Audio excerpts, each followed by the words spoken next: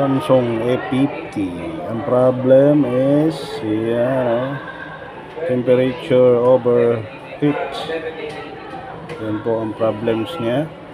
So buksan natin, ayusin natin mga kaibigan. Yan po, Samsung A52. Temperature high ang tawag doon. Overheating.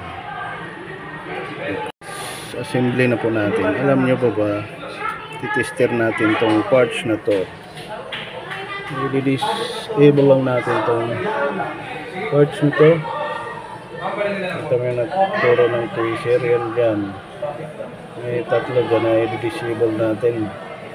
Kasi sensor na yan. Para magiging okay.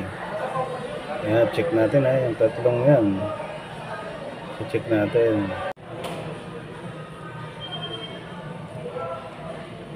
Ito, disable ko na yung tatlong may dito, resistor, diode.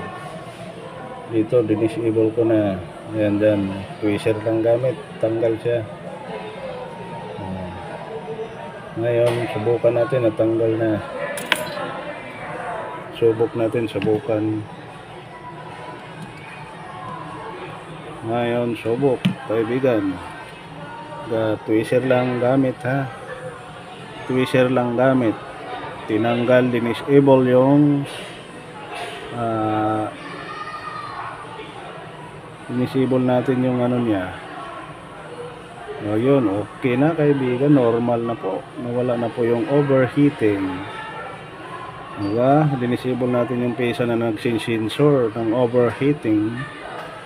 This is done. Ayan na, oops na siya. Done. Tweezer lang gamit. Tweezer lang, kinuhit lang.